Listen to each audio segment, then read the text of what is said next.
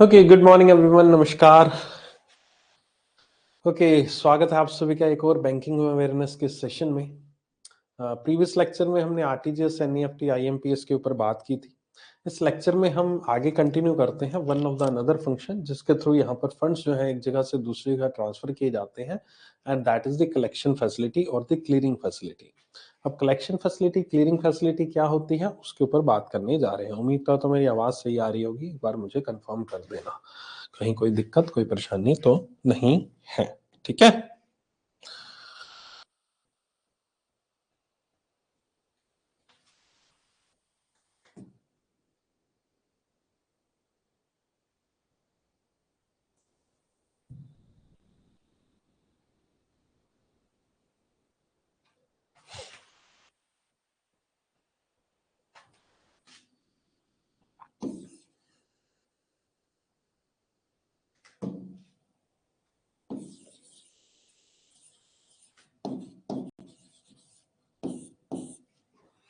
Clearing.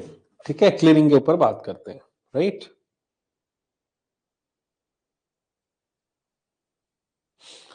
ये बात करते हैं डीबीएफ चैट के ऊपर भी बता देता हूँ, क्लास करते हैं फिर कर लेते हैं बात उसके ऊपर। ठीक है, देखो क्लियरिंग फैसिलिटी क्या होती है। मान लीजिए मैं एक ए पर्सन जिसका बैंक अकाउंट एसबीआई में है, ठीक है। ओके, मैं एक ए हूं, मेरा बैंक अकाउंट एसबीआई में है। अब किसी बी पर्सन ने मुझे पेमेंट करनी है, बी पर्सन ने मुझे पेमेंट करनी है, ठीक है। ये कैसे पेमेंट कर सकता है? या तो जो बी है ये मेरे अकाउंट में आरटीजीएस करवा दे, एनईएफटी करवा दे, आईएमपीएस करवा दे, या आजकल यूपीआई चल रहा है, अभी पढ़ा नहीं हमने, लेकिन इस तरह का कोई और मोबाइल बैंकिंग थ्रू तो ये पैसा भेज सकता है, राइट। बी को ए को पेमेंट करनी है और बी का अकाउंट मान लीजिए पीएनबी में है, तो वो पेमेंट इस जरिए से कर सकता है। ये हमने देखा है, पढ़ा है, ठीक है। इसके अलावा, इस तरीके को आजमाने के अलावा, यहां पर बी कहता है कि भाई साहब मैं नहीं जाऊंगा बैंक, मेरा झंझट पंझट नहीं है, मैं बैंक नहीं जा सकता, है ना, इतना समय नहीं है। मैं एक काम करता हूं, मैं एक चेक जो है वो दे देता हूं तुम्हें। ए को कहता है मैं आपको चेक दे देता हूं। अब चेक ये किसका देगा? ऑब्वियस इसका अकाउंट पीएनबी में है, पीएनबी का चेक देगा ये बी, लेकिन ए का अकाउंट एसबीआई में है। अब चेक बी ने दे दिया यहां पर पीएनबी का। अब ए के अकाउंट में कैसा पैसा आएगा? हाउ इट इज पॉसिबल कि एसबीआई से पीएनबी के पास पैसा पहुंच जाए by using the cheque of the PNB? Practically possible नहीं है। क्यों पॉसिबल नहीं है? क्योंकि यहां पर सभी जितने भी बैंक्स होते हैं, जितने भी बैंक्स हैं, A B C X Y Z, जितने भी बैंक्स हैं हमारे इंडिया में, ये आपस में एक दूसरे के साथ यहां पर कनेक्टेड नहीं होते हैं, आपस में कनेक्टेड नहीं होते हैं। हाँ, एक्स की जितनी ब्रांचेस हैं ये आपस में जरूर कनेक्टेड है, ये आपस में कनेक्टेड है। यानी कि एक बैंक ब्रांच में आपका जो अकाउंट है तो दूसरे में ट्रांजैक्शन कर सकते हो, तीसरे में कर सकते हो, कहीं कोई दिक्कत नहीं है। जैसे मैंने कल का केस भी आपको एक बताया था, ठीक है, home branch non home branch वाला। लेकिन आपकी एक बैंक का एक चेक दूसरे बैंक में वो चेक सेम नहीं काम करेगा। कि ऐसा नहीं है कि पीएनबी का चेक जो है एसबीआई में भी चल जाएगा, ऐसा नहीं होता है। चेक पीएनबी का है तो पीएनबी में ही एग्जीक्यूट होगा, अगर एसबीआई का चेक है तो एसबीआई में ही एग्जीक्यूट होगा, ठीक है। हाँ, ये कनेक्टेड कैसे है? आरबीआई के थ्रू कनेक्टेड है, जिसके थ्रू हमने अभी कल परसों हमने आरटीजीएस एनईएफटी का फंडा समझा था, उसके थ्रू ये आपस में कनेक्ट हो सकता है, लेकिन वो भी आरबीआई बीच में अहम रोल निभाती है। अब यहां पर इस चीज का क्या सोल्यूशन है कि भाई साहब चेक दे दिया गया है। अब चेक दे तो दिया गया है, लेकिन यहां पर आपका पेमेंट अब ए को चाहिए, ए को पेमेंट चाहिए। तो इस केस में क्या किया जाता है? इस केस में यहां पर आपका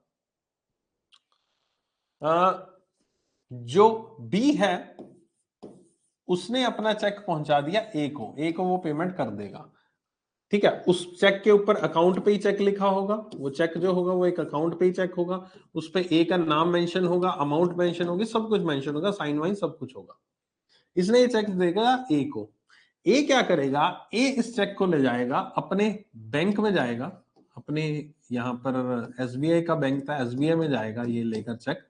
एक डिपॉजिट स्लिप जो होती है बैंक में जब जाते हो डिपॉजिट स्लिप मिलती है आपको, उस डिपॉजिट स्लिप के साथ इस चेक को यहां पर फिल करके बैंक को काउंटर पे ये चेक दे देगा, काउंटर पे दे देगा, या फिर एक बॉक्स बना होता है बैंक की ब्रांच में, वहां पर उस बॉक्स में इसको डाल देगा चेक को।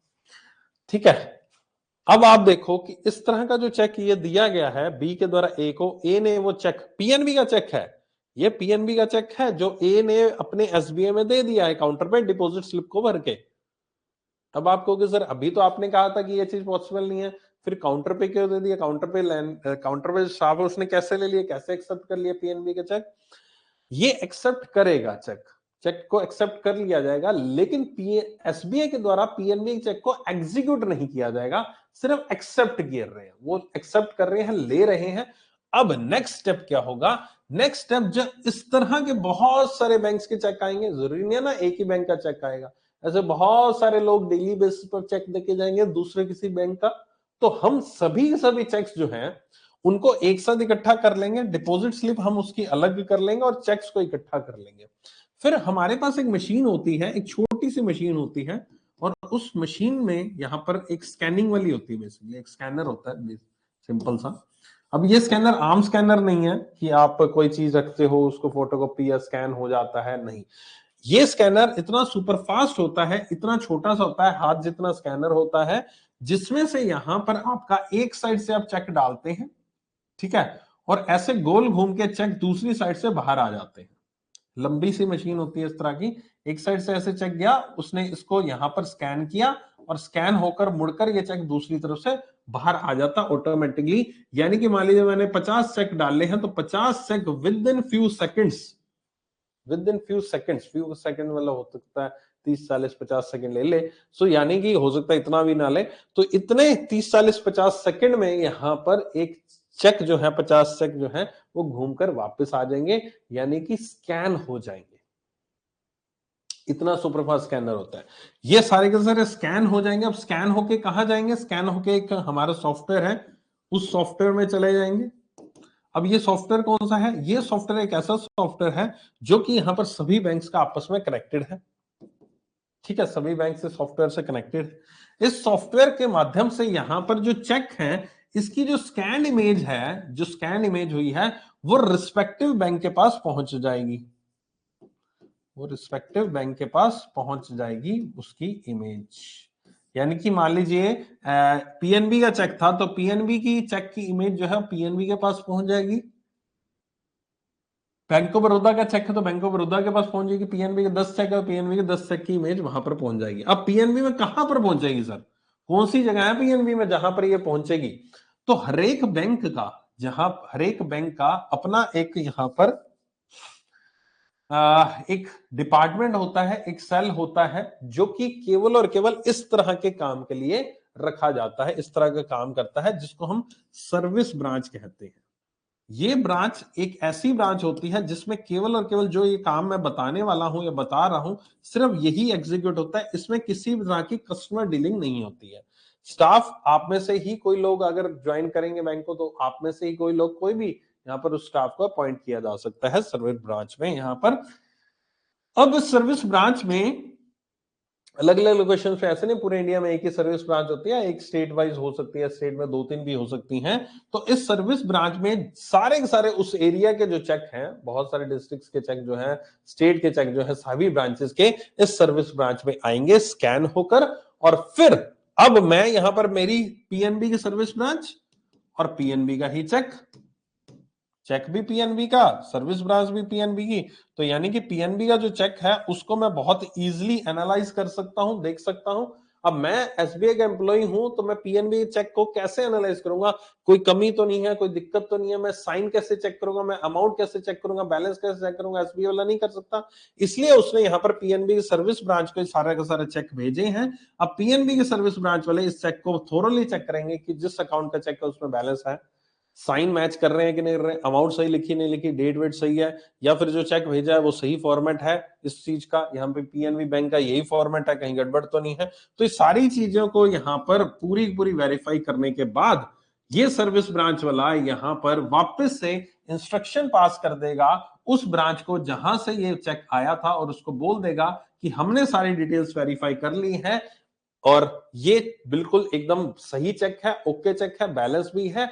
हम आपको इसके अकाउंट से पैसा निकाल कर, जिसका चेक था बी का चेक था, बी के अकाउंट से पैसा निकाल कर यहां पर हम आपके अकाउंट में डाल रहे हैं। तो वो पैसा बी के अकाउंट से कट कर ये सर्विस ब्रांच वाले एसबीआई की उस ब्रांच को भेज देंगे और एसबीआई की ब्रांच उस पैसे को उठाकर ए के अकाउंट में डाल देगी। ये पूरे के पूरे प्रोसेस को हम कहते हैं CTS, that is a cheque truncation system. ठीक है, चेक ट्रांकेशन सिस्टम कहा जाता है, ये यहां पर लिखा हुआ है। ठीक है, तो दिस इज द सीटीएस। अब ये सीटीएस सिस्टम के तहत, सीटीएस चेक ट्रांकेशन सिस्टम के तहत यहां पर किसी भी तरह के फिजिकल चेक की मूवमेंट एक जगह से दूसरी जगह नहीं हुई है। सिर्फ और सिर्फ स्कैन इमेजेस जो हैं एक जगह से दूसरी जगह भेजी गई हैं, कोई फिजिकल मूवमेंट यहां पर नहीं की गई है। This is the cheque truncation system. इस पूरे के पूरे प्रोसेस को 1 से 2 दिन लगते हैं। 2 दिन मान के चलिए, 2 दिन लगते हैं। एक दिन आप जमा कराते हैं, दूसरे दिन जाकर आपका पैसा हो सकता है, तीसरे दिन अर्ली मॉर्निंग में आपका पैसा यहां पर आता है आपके अकाउंट में, यानी कि बी के अकाउंट में। यहां पर बी ने मान लीजिए मंडे को लगाया है चेक अपना ब्रांच में जाकर, ठीक है, और सॉरी बी ने ए को दिया है ना, तो ए ने चेक यहां पर मंडे को लगाया है, तो मान के चलिए वेडनेसडे तक इसका पैसा बी के अकाउंट से कटकर ए के अकाउंट में पहुंच जाएगा। एटलीस्ट इतना समय यहां पर देखने को मिलता है सीटीएस सिस्टम के थ्रू। अब ये सीटीएस सिस्टम जो लागू किया गया था, इस सिस्टम से पहले क्या था? सर ये स्कैन इमेजेस वाला क्या बहुत पुराना फंडा है? नहीं, बहुत पुराना फंडा नहीं है, लेटेस्ट फंडा ही है। और ये अभी भी सीटीएस सिस्टम जो है पूरे इंडिया में अप्लाई नहीं हुआ है। बहुत सारी ब्रांचेस में, बहुत सारे बैंक जो अनबैंक्ड एरिया, जो रूरल एरिया है, सेमी अर्बन एरिया है, वहां पर सीटीएस अभी भी इंप्लीमेंट नहीं हुआ है। कुछ ऐसे चुनिंदा कुछ परसेंटेज होंगे, अभी सभी जगह वो मशीन्स पहुंची नहीं, क्योंकि ये लेटेस्ट कंसेप्ट है। लेटेस्ट कंसेप्ट का मतलब कोई 5-6 महीने पहला कंसेप्ट नहीं है, 5 से 7 साल 8 साल पुराना कंसेप्ट है यहाँ पर, उससे भी पहले का कंसेप्ट है यहाँ पर आपका। तो यहाँ पर आप देख सकते हो कि यहाँ पर ये जो सीटीएस सिस्टम है, इससे पहले क्या होता था? इससे पहले यहाँ पर मैनुअल ट्रांसफर होता चेक्स का। फिजिकल चेक्स जो थे वो यहाँ पर भेजे जाते थे एक बैंक से दूसरे बैंक के द्वारा। ये जो फिजिकल चेक्स होते थे, यानी चेक्स होते थे, इकट्ठे चेक्स, यहाँ पर रोज सुबह एक बैंक का एम्प्लॉय जाता था एक पर्टिकुलर जगह पर, जहां पर बाकी बैंक के एम्प्लॉयज भी यहाँ पर इकट्ठा होते थे और वो भी उस पर्टिकुलर बैंक को चेक दे देते थे, हम दूसरे बैंक को चेक दे देते, हम एक दूसरे के चेक्स को एक्सचेंज करते थे। ठीक है, और एक कॉमन जो प्लेस होती थी उसको कहा जाता था क्लियरिंग हाउस, उसको कहा जाता क्लियरिंग हाउस। और वो क्लियरिंग हाउस मोस्टली यहाँ पर स्टेट बैंक ऑफ इंडिया की कोई ब्रांच होती थी, क्योंकि स्टेट बैंक ऑफ इंडिया को आरबीआई ने ऑथराइज कर रखा है कि एज अ क्लियरिंग हाउस आप काम कर सकते हैं। जरूरी नहीं है स्टेट बैंक ऑफ इंडिया ही हो, पीएनबी भी हो सकता था, बैंक ऑफ बड़ौदा भी हो सकता, प्राइवेट बैंक का भी क्लियरिंग हाउस हो सकता है। तो उसमें एक पर्टिकुलर डिस्ट्रिक्ट में, एक पर्टिकुलर डिस्ट्रिक्ट वाइज भी नहीं होता, ये सिटी वाइज ही होता है क्लियरिंग हाउस। तो एक पर्टिकुलर शहर में यहाँ पर एक बैंक को यहाँ पर क्लियरिंग हाउस दर्जा दे दिया जाता है और वहां पर सारे एम्प्लॉइज आकर मिलते हैं और मिलकर यहाँ पर एक दूसरे को एक्सचेंज कर देते हैं आपका चेक्स, जिस बैंक का जो सा चेक का वो दे देते हैं। फिर लेटर ऑन यहाँ पर जो भी चेक यहाँ पर वेरीफाई किया जाएगा, उसका पैसा उसके अकाउंट से कट कर वो क्लियरिंग हाउस जो जहां पर जैसे एसबीआई का था उसको भेज दिया जाएगा, क्योंकि मीडिएटर के रूप में काम करता है। और एसबीआई वाला जो देखेगा अमाउंट, किस बैंक की किसको पैसा देना है, किस बैंक ने किसको कितना पैसा देना है, आप समझ रहे हो। सीटीएस में वही होगा कि आरबीआई देखेगा कि किस बैंक को कितना पैसा देना है, कैसे जाना है, कितना पैसा कहां से ट्रांसफर होना है। अगर इधर से 10 लाख जाना है, उधर से भी 10 लाख जाना है, तो मैं क्यों ट्रांसफर करूं? तुम अपना 10 लाख रख लो, तुम अपना 10 लाख रख लो। समझ रहे हो मेरी बात? तो ये चीज यहाँ पर क्लियरिंग हाउस जो है यहाँ पर आरबीआई भी काम करता है। ऐसा नहीं है सीटीएस के थ्रू पैसा चला जाता, सीटीएस के थ्रू चेक चले गए, स्कैन होके चले, उसका आरबीआई को कोई रोल नहीं। आरबीआई इन बैंक्स के आपस में सेटलमेंट कराने में मदद करता है। ठीक है, तो उसी तरह से जैसे एसबीआई उसमें मदद करता था, और उसमें भी ऐसे ही होता था फिजिकल में कि अगर इनकेस किसी चेक में कोई दिक्कत है, कोई वेरिफिकेशन नहीं हो पा रही है, बैलेंस नहीं है, साइन मैच नहीं हो रहा, तो शाम को वो लोग यहाँ पर चेक को लौटा देते थे। जिस बैंक ने भी वो चेक दिया है उसको लौटा देते थे, और वो बैंक वाला अपने ब्रांच में आता था और फिर जिसने चेक जमा कराया, जिस कस्टमर ने, उसको कॉल करके बोलते हैं हम कि यार आपका चेक बाउंस हो गया है, आपका चेक डिसऑनर हो गया। शब्द सुने होंगे ना, बाउंस, डिसऑनर वगैरह वगैरह। तो ये बाउंस डिसऑनर शब्द जो है वहीं से आए हैं कि बाउंस हो गया, डिसऑनर है, यानी आपका चेक जो है इनवैलिड है, इसमें बैलेंस नहीं था, साइन मैच नहीं कर रहे। तो जो भी रीजन बताया जाएगा उसको रीजन बता दिया जाएगा। ठीक है, तो चेक बाउंस का केस भी लगा दिया जाता है, काफी लोगों को बता रहा हूं, that is the cheque bouncing. ठीक है, जब आपके अकाउंट में बैलेंस ना हो, आपके सिग्नेचर मैच ना करें, तो आपका चेक रिटर्न कर दिया जाता है। उसी को चेक बाउंसिंग आप कहते हैं, चेक डिसऑनर कहते हैं। ठीक है, तो ये पहले फिजिकल मूवमेंट हुआ करता था, अब स्कैन चीजें हो रही हैं। यहाँ पर आपका डिजिटल इंडिया, डिजिटल भारत की बात कर रहे हैं, तो इसलिए ये भी यहाँ पर पूरा पूरा डिजिटल हो चुका है, cheque transmission system CTS। So this is the clearing, इसको हम क्लियरिंग कहते हैं। ठीक है, ओके, सो क्लियरिंग कहते हैं इसको पूरी की पूरी।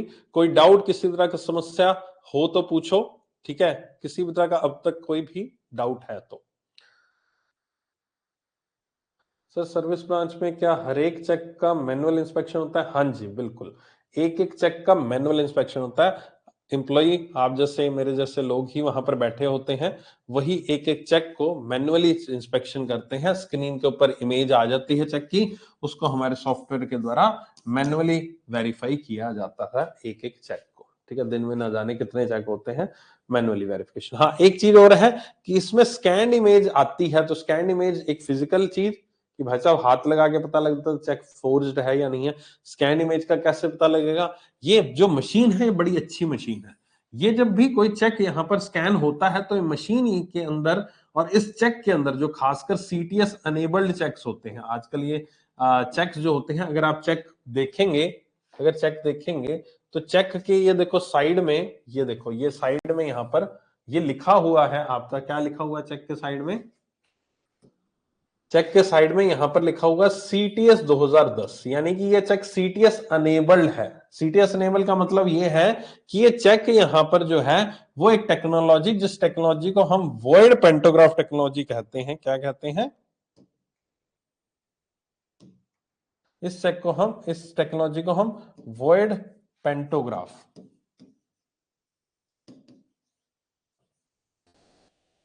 वॉइड पेंटोग्राफ टेक्नोलॉजी कहते हैं, जो इस चेक्स में यहां पर, जो इन चेक्स में यहां पर लगी होती है। इस टेक्नोलॉजी के माध्यम से अगर आप कोई भी डुप्लीकेट चेक, यानी कि जो चेक नहीं एक्चुअल में, जो CTS अनेबल चेक नहीं है, वो स्कैन करोगे तो वहां पर स्क्रीन पे मैसेज फ्लैश हो जाएगा, this cheque is not valid, या फिर उस चेक के ऊपर यहां पर जो स्कैन इमेज होगी, उस चेक के ऊपर स्कैन इमेज के अंदर वॉइड लिखा आ जाएगा। वर्ड वॉइड, वॉइड का मतलब ना खारिज कर दिया है ना, वॉइड सही नहीं है, नेगेटिव वर्ड है ये। तो वॉइड लिखा आ जाएगा उस स्कैन इमेज के ऊपर, क्योंकि स्कैनर को हमारे पता लग जाएगा this cheque is not CTS enable, या फिर ये कागज का टुकड़ा है वगैरह वगैरह। तो ये टेक्नोलॉजी भी इस मशीन के द्वारा बिल्ड की गई है, वॉइड पेंटोग्राफ टेक्नोलॉजी इसको कहते हैं। ओके, ठीक है, क्लियर एकदम? I hope so. हर एक चीज मैंने यहाँ पर डिस्कस कर ली है आपके साथ। ठीक है, चलो और देखते हैं कुछ और मिस तो नहीं हो गया। ठीक है, clearing system, cheque transmission system, ठीक है, बस यही लिखा हुआ है जो यहाँ पर है। आई होप सो क्लियर होगा। चलो अगली पॉइंट पे चलते हैं। अगला पॉइंट क्या कहता है? अगला पॉइंट यहाँ पर ये वही लिखा हुआ है, आप इसको पढ़ सकते हैं आराम से, जो मैंने आपको बताया वही लिखा हुआ है यहाँ पर। अगला है फंडा national automated clearing house. National automated clearing house यहाँ पर क्या है? नेशनल ऑटोमेटेड क्लियरिंग हाउस, ठीक है, नैच इसको कहते हैं, नैच, नैश। कुछ प्रोनाउंसिएशन अलग अलग लोकेशन पर अलग अलग होगी। कुछ लोग इसको नैच कहते हैं, कुछ लोग इसको नैश कहते हैं, जो भी है, जो भी सही लगे आपको। ये बेसिकली यहां पर आपका इलेक्ट्रॉनिक क्लियरिंग सर्विस जो था उसको रिप्लेस किया गया था नैच में। अब नैच आखिरकार सिस्टम है क्या? नैच सिस्टम यहां पर ये है कि ब्रांच में ओनली ये काम ही होता है। बेटा मैंने अभी बताया था ना, ये देखो मैंने क्या बोला था यहाँ पर, जब मैंने सर्विस ब्रांच बोला था तब आपको स्पेसिफिकली मैंने बताया था कि इस ब्रांच में सिर्फ और सिर्फ यही काम होता है। कान खुले रखो। ओके, सो यहां पर आपका मैं कह रहा था नैच सिस्टम जो है एक ऐसा सिस्टम है जिसने रिप्लेस किया इलेक्ट्रॉनिक क्लियरिंग सर्विस को यहाँ पर। और ये नैच सिस्टम किस लिए काम करता है? नैच सिस्टम जो काम करता है वो काम करता है आपका, अगर मान लीजिए मुझे एवरी मंथ यहां पर एक फिक्स अमाउंट जो है, फिक्स या वेरिएबल अमाउंट जो है, वो मुझे किसी थर्ड पार्टी, थर्ड पर्सन को एवरी मंथ देनी है। एग्जांपल,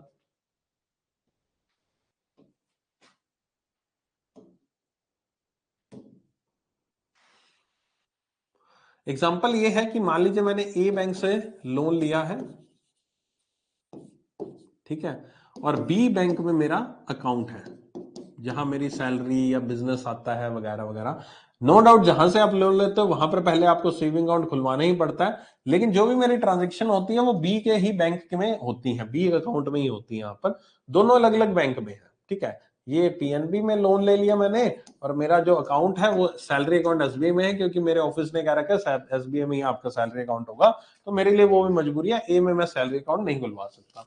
अब जो लोन होता है, लोन की किस्तें यहाँ पर ऑब्वियस है एवरी मंथ देनी होती है, ईएमआई है, इसने लोन ले रखा है, कोई हाउसिंग लोन कार लोन ले रखा है, ईएमआई इसको देनी है। अब एक तो ऑप्शन इसके पास ये है एसबीआई के बी के पास कि भाई साहब एवरी मंथ यहाँ पर ये बी जो है वो यहाँ पर पीएनबी में जाए और वहां पर डिपॉजिट स्लिप भरे और साथ में जो एसबीआई का चेक है वो दे, और इस चेक को ए को दे दे और अपने लोन अकाउंट में लगा दे, तो ये चेक जो है वो आएगा क्लियरिंग में, क्लियरिंग से ये चेक पास हो जाएगा एसबीआई के थ्रू यहाँ पर, और ये पैसा जो है इस अकाउंट से कटकर लोन अकाउंट में आ जाएगा। एक चीज तो ये हो सकती है, एक पॉसिबिलिटी ये है, ठीक है। दूसरी पॉसिबिलिटी ये है कि बी जो है वो पैसा जो है आरटीजीएस एनईएफटी के माध्यम से डायरेक्टली इस अकाउंट में जमा करा दे, लेकिन नॉर्मली क्या होता है, नॉर्मली लोन अकाउंट में डायरेक्टली आरटीजीएस एनईएफटी नहीं हो पाती है। बहुत सारे बैंक्स में ये रिस्ट्रिक्शन है कि डायरेक्टली आप लोन अकाउंट में आरटीजीएस एनईएफटी का पैसा नहीं भेज सकते, वो अकाउंट सेविंग या करंट अकाउंट या ओडी लिमिट सीसी लिमिट होनी चाहिए, टर्म लोन अकाउंट में यहां पर पैसा नहीं आएगा। तो ये चीज तो केस यहां पर रफा दफा हो गया कि ये चीज तो हो ही नहीं सकती, ठीक है, क्लियर है। अब यहां पर मुझे पता है कि मेरी ईएमआई 10,000 रुपए पर मंथ है और फिक्स है, एवरी मंथ मेरे 10,000 रुपए इस खाते से जाने, तो मैं एवरी मंथ एक चेक देने जाऊंगा, करूंगा वगैरह वगैरह, मैं तो एवरी मंथ का फंडा हो गया। अब मेरे पास एक सिस्टम आया है जिसको हम अभी कहते हैं नैच सिस्टम, नैच जिसके बारे में बात कर रहे हैं। इस सिस्टम के तहत क्या होगा, इस सिस्टम के तहत एवरी मंथ आप यहां पर एक इंस्ट्रक्शन जारी कर देंगे, और उस इंस्ट्रक्शन के तहत आपके अकाउंट से एवरी मंथ एक पर्टिकुलर डेट को, जो डेट आप यहां पर देंगे, एक पर्टिकुलरली डेट फिक्स कर देंगे, आप खुद डिसाइड करेंगे कि कौन सी डेट होनी चाहिए। एक पर्टिकुलरली डेट को यहां पर एक अमाउंट जो है, एक फिक्स अमाउंट जो है वो आपके अकाउंट से कट कर, यहां पर ऑटोमेटिकली एक अकाउंट में पैसा चला जाएगा, पीएनबी में वो पैसा पहुंच जाएगा, ठीक है। वो पैसा ऑटोमेटिकली पहुंच जाएगा एवरी मंथ, एक फिक्स डेट को पैसा पहुंच जाता है। इसका एक और एग्जांपल देता हूं, मेरा खुद का एग्जांपल है, जैसे मैंने म्यूचुअल फंड्स में इन्वेस्ट कर रखा है। अब म्यूचुअल फंड्स में जो मेरा पैसा है वो एवरी मंथ जाता है। अब एवरी मंथ मेरा जो पैसा जाता है अलग अलग म्यूचुअल फंड्स में जाता है, कम से कम 3 4 5 6 10 म्यूचुअल फंड्स है, तो उनमें यहां पर पैसा जाना है। अब हर एक म्यूचुअल फंड में पैसा हर एक महीने तो डलवाऊंगा नहीं, 500 उसमें डाल दे, 1000 उसमें डाल दे, 1500 उसमें डाल दे, 2000 उसमें डाल दे, नहीं। तो मैंने जितने भी मेरे म्यूचुअल फंड्स वाली कंपनीज हैं उनको मैंने नैच मैंडेट दे रखा है। नैच मैंडेट का मतलब है कि मैंने उनको यहां पर अपना एक परमानेंट, मैंने उसको अपनी परमिशन दे रखी है कि आप मेरे बैंक अकाउंट में नैच मैंडेट लगवा दीजिए, कर दीजिए, वहां पर आप उसका पैसा ऑटोमेटिकली जिस डेट को मैंने कह रखा, ऑटोमेटिकली उस डेट को आपका पैसा कटकर मेरे अकाउंट से कटकर आपके म्यूचुअल फंड में आ जाया करेगा। तो मुझे अब टेंशन नहीं होती, मेरे पास सिंपल एक मैसेज आता है 2 दिन पहले कि अगले 2 दिन बाद एक डेट लिखी होती है कि इस दिन आपके इतने रुपए, 1000 रुपए आपके अकाउंट से कटने हैं, ठीक है, नैच मैंडेट के। अगर आपको कोई डिस्प्यूट है तो आप अपनी ब्रांच में कॉन्टेक्ट कीजिए। और जिस दिन ये मैनेजमेंट डेट लग जाता है, जिस दिन पैसा कट जाता है, उस दिन फिर मैसेज आता है थोड़ी देर पहले, सुबह आता है कि आपका नैच मैंडेट आज लगा हुआ तो आपका पैसा कटेगा, प्लीज की मेंटेन द बैलेंस। तो फिर उसके बाद एक तीसरा, जब वो नैच मैंडेट के थ्रू पैसा कटकर म्यूचुअल फंड में चला जाता है। तो ये भी एक एग्जांपल है हमारे सामने, ठीक है। एक और एग्जांपल है, लाइक दी आपने किसी तरह के इलेक्ट्रिसिटी बिल पे करना है, लाइक दी अभी जैसे जियो का एक वो है जो प्लान है, जियो का जो ये वाला फाइबर वाला प्लान है, ऑप्टिकल फाइबर इंटरनेट का वाला प्लान है, ठीक है, मोबाइल वाला इंटरनेट नहीं, दूसरा ब्रॉडबैंड वाला इंटरनेट प्लान। उसके अंदर जियो ऐप है, जियो ऐप में जब आप ओपन करते हो तो वहां पर आता है एक ऑटो पे सॉफ्टवेयर, ऑटो पे एक सिस्टम आता है, यानी कि पर मंथ मान लीजिए आपके 1100 रुपए बिल आना है, तो आप 1100 रुपए का ऑटो पे लगा देते हो। ऑटो पे का मतलब ये है कि जियो वाले आपके अकाउंट से ऑटोमेटिकली पैसा काट लेंगे और वो उनका बिल ऑटोमेटिकली पे हो जाएगा। दैट इज द ऑटो पे। तो ऑटो पे भी एक प्रकार का नैच मैंडेट है जो आप जियो वाला को दे रहे हो और जियो वाले आपके बैंक से उसको वेरीफाई करेंगे और बैंक वाला बोल देंगे देखो साइन होकर नैच मैंडेट एक फॉर्म होता है छोटा सा, ये साइन होकर मेरे पास आ गया है आपके कस्टमर का, तो आप मुझे उस अकाउंट का एक्सेस दे दीजिए, उस अकाउंट से इतना पैसा एवरी मंथ कटकर आ जाएगा। और ये पैसा नैच मैंडेट जब हम देते हैं तो पैसा हम फिक्स भी कर सकते हैं और पैसे को हम वेरिएबल भी कर सकते हैं, जरूरी नहीं है पैसा फिक्स ही हो। अब इलेक्ट्रिसिटी बिल है, मैं एक अकाउंट में लगा दूं कि भाई साहब इलेक्ट्रिसिटी बिल मेरा नैच मैंडेट दे रही है, मेरे अकाउंट से ऑटोमेटिकली कटकर इस बिजली बोर्ड वगैरह के अकाउंट में चला जाना चाहिए। ठीक है, चला जाना चाहिए। अब यहां पर जो चला जाएगा पैसा, जो पैसा चला जाएगा यहां पर आपका, वो फिर क्या होगा, चला जाना चाहिए। अब इलेक्ट्रिसिटी बिल तो किसी महीने कितना आता है, किसी महीने कितना आता है, पॉइंट ऑफ व्यू समझ रहे ना, तो फिर दिक्कत आएगी ना, किसी महीने कितना किसी महीने कितना, तो इसलिए वेरिएबल नैच भी लग जाता है। जितना जनरेट होगा इलेक्ट्रिसिटी बिल उतना ही पैसा कटेगा, उतना ही पैसा उस बोर्ड पे बिजली बोर्ड के खाते में जाएगा। ठीक है, वेरिएबल भी है और ये फिक्स अमाउंट भी है। So this is about the NACH mandate जो यहां पर लिखी हुई है, दैट इज। और इसमें बल्क ट्रांजेक्शन भी इस तरह से हो जाती है, नैच मैंडेट में आपकी सैलरी भी डिस्ट्रीब्यूट हो जाती है। सैलरी डिस्ट्रीब्यूट मतलब अभी तो मैंने ये कहा आपको कि आपके बहुत सारे अकाउंट्स हैं, बहुत सारे अकाउंट है, उनमें एक अकाउंट में पैसा गया, यानी कि मान लीजिए मेरे जैसे म्यूचुअल फंड है, मैंने तो मेरे अकाउंट से भी म्यूचुअल फंड का पैसा गया, किसी और ए बी पर्सन के गया, सी पर्सन गया, लेकिन एक ही अकाउंट में गया पैसा, है ना। ये चीज मैंने अभी आपको समझाई, इस तरह से होती है। लाइक द जियो का ऑटो पे का पैसा बहुत सारे अकाउंट से एक सिंगल अकाउंट में गया है। एक और नैच हो सकती है जस्ट अपोजिट, वो होती है कि एक सिंगल अकाउंट से पैसा जो है बहुत सारे अकाउंट्स में गया। यानी कि मान लीजिए मुझे सैलरी डिस्ट्रीब्यूट करनी है, मुझे सब्सिडी डिस्ट्रीब्यूट करनी है एक फिक्स डेट को, एक फिक्स डेट को सैलरी देनी है। मान लीजिए बैंक की सैलरी, हर एक बैंक की सैलरी 25 तारीख को आ जाती है, 25 को हर एक बैंक की सैलरी। अब इस बार 25 तारीख को पड़ता है क्रिसमस, है ना, क्रिसमस है इस 25 को, तो क्या आपकी सैलरी 25 को नहीं आएगी? नहीं आ जाएगी 25 को। क्यों आ जाएगी? क्योंकि बैंक ने अपना सिस्टम इस तरह से कर रखा है, चाहे 25 संडे हो, चाहे मंडे हो, चाहे कोई भी त्योहार हो, 25 का मतलब 25 सुबह आपके 7-8 बजे आपकी सैलरी का मैसेज आ जाता है। उसने यही सिस्टम लगा रखा है, ऑटोमेटिक सिस्टम है कि एक दिन 25 तारीख को इस पर्टिकुलर एक अकाउंट से पैसा कटकर जो है बहुत सारे अकाउंट में डिस्ट्रीब्यूट हो जाता है। इसने इसमें नैच मैंडेट लगा रखा है दूसरे अकाउंट में पैसा भेजने का। ठीक है, तो पेंशन भेजनी है, सब्सिडी भेजनी है, सैलरी भेजनी है, ये सारी की सारी चीजें भी यहाँ पर इस तरह से हो जाती है। तो नैच मैंडेट यहाँ पर आपका सिस्टम इस तरह से करता है, फंडा। ठीक है, आई होप सो कि क्लियर होगा पॉइंट, क्लियर है पॉइंट नैच मैंडेट का। किसी भी तरह का कोई सवाल है, किसी भी तरह कोई क्वेश्चन है तो पूछ लो। ठीक है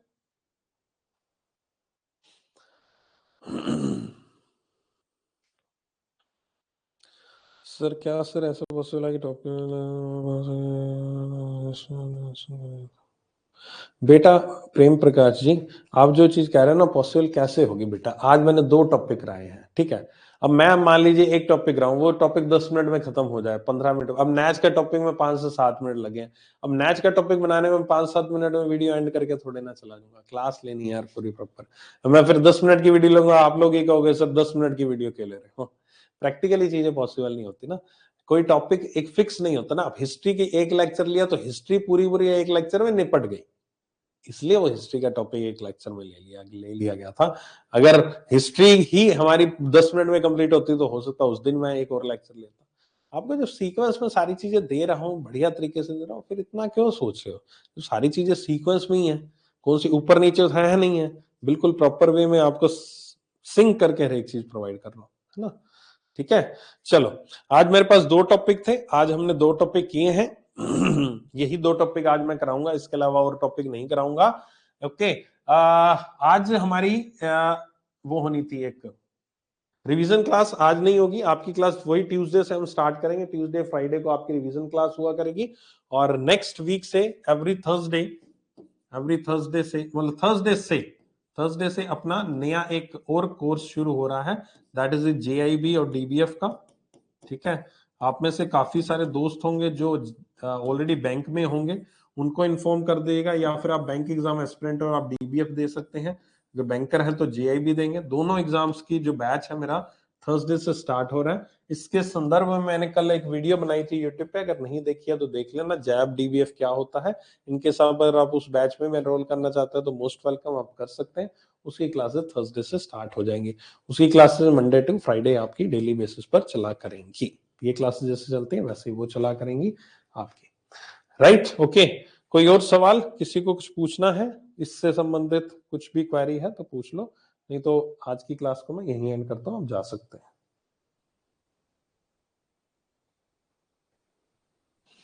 सर सॉफ्टवेयर में अपलोड्स ऑटोमेटिक है या अपलोड करना पड़ता है? सॉफ्टवेयर में अपलोड्स मैं समझा नहीं। सॉफ्टवेयर में अपलोड्स मतलब स्कैनिंग चेक है, चेक को अपलोड करना पड़ता है, बस मैनुअली उसके अंदर रखोगे और मशीन अपने स्कैन कर लेगी, और स्कैन करके मशीन अपने आप भेज देगी उन चेक्स को।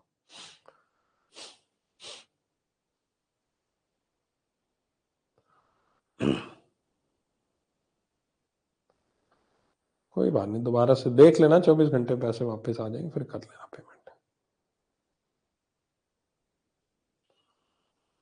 देखो मैं आपको ये नहीं कह रहा कि आपको करना ही एनरोल, अगर आप अपने डेली रूटीन से एटलीस्ट 2 घंटे निकाल सकते हो फिर ही एनरोल करना। मैं ऐसे आपको उसमें रखूं, बहकावे में रखूं, नहीं नहीं कर लो एनरोल, जैब कोर्स में कर लो, डीबीएफ में कर लो। अगर आप एक दिन, क्योंकि ये क्लास जो जैब डीबीएफ की होगी, ये मान के चलो ऑन एवरेज 45 मिनट्स की क्लास होगी, हो सकता है 30 मिनट्स की, हो सकता है 45 मिनट्स की हो। 45 मिनट से लंबी क्लास नहीं होगी जेआईबी के डेली बेसिस पर, ठीक है, मंडे टू फ्राइडे क्लास होगी, 45 मिनट से लंबी क्लास नहीं होगी। उसके अलावा मान के चलिए जो क्लास मैं लूंगा उसको ज्यादा रिवाइज करने की जरूरत नहीं पड़ेगी, बस 45 मिनट्स और लग सकते हैं आपको उस क्लास को रिवाइज करने और डेली बेसिस, ठीक है। कोर्स जो है वो पूरा पूरा 4 से 5 महीने में कंप्लीट होता है, एटलीस्ट 5 महीने मान के चल लो कोर्स को लगेंगे, पूरे पूरे 4 सब्जेक्ट्स को लगते हैं। अगर अभी से शुरू करोगे तब जाके वो आपके पूरा पूरा सिलेबस कंप्लीट हो जाएगा। सारे सब्जेक्ट्स आपस में इंटरकनेक्टेड होते हैं। मान लीजिए एक सब्जेक्ट पढ़ रहे हो तो समझ के चलिए कि आप किसी और सब्जेक्ट की भी तैयारी साथ साथ कर रहे हैं, इसमें ऐसा फंडा रहता है, कुछ चैप्टर्स कॉमन से होते हैं, ठीक है। तो आप एटलीस्ट अगर दिन में 1.5 से 2 घंटे दे सकते हैं तभी जैब डीबीएफ को कीजिएगा, नहीं तो अगर आप बैंकर हैं तो फिर जैब, फिर तो आपके पास टाइम ही टाइम है, फिर आपको दिक्कत नहीं होनी चाहिए, ठीक है। हाँ जी, उस बैच को बेटा सेपरेटली एनरोल करना पड़ेगा, ठीक है। आरबी ग्रेड बी का बेटा अभी कोर्स कुछ भी नहीं आएगा, लेकिन इतना तुम्हें एक चीज बता दूं कि अगर आप जैब का ये वाला कोर्स कर लेते हो ना तो आरबी ग्रेड बी का जो फेज 2 का जो 70% सिलेबस जो है ना वो कवर हो जाता है। आरबीए ग्रेड बी में यहाँ पर फाइनेंस एक सब्जेक्ट होता है, इकोनॉमिक सोशल इश्यूज होता है, तो मैनेजमेंट छोड़ के, मैनेजमेंट इसमें जैब में नहीं पढ़ाया जाता, लेकिन जो आरबीए में इकोनॉमिक सोशल इश्यूज सब्जेक्ट है और जो फाइनेंस का पोर्शन है, वो फाइनेंस का पोर्शन तो पूरा पूरा जैब के सब्जेक्ट में कवर हो जाता है, और इकोनॉमिक एंड सोशल इश्यूज का भी काफी हद तक का पोर्शन यहाँ पर इसमें कवर हो जाता है। तो मान के चलिए 60%, 70% में गुना 60% आपका सिलेबस आरबी ग्रेड बी का अगर आप जैब का कोर्स कर लेते हो तो आपका कवर हो जाएगा, ठीक है। ओके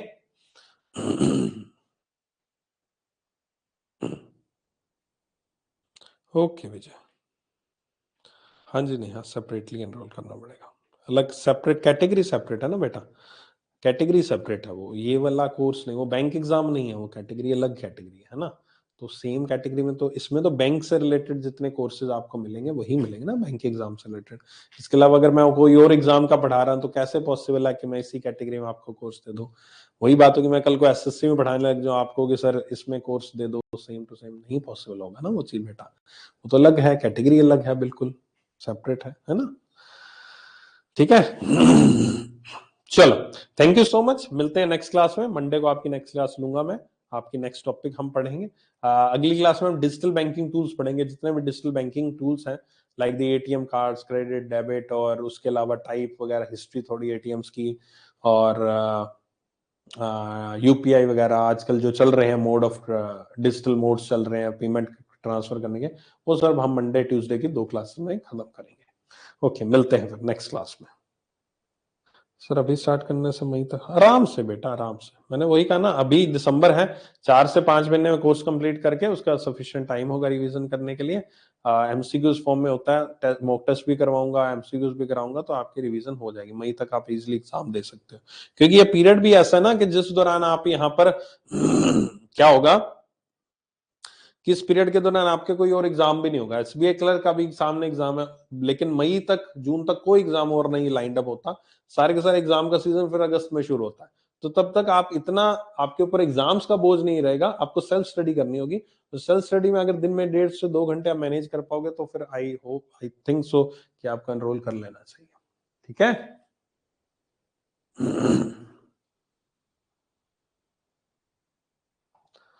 चलो, कौन कौन एनरोल करने के लिए सोच रहा है इसमें?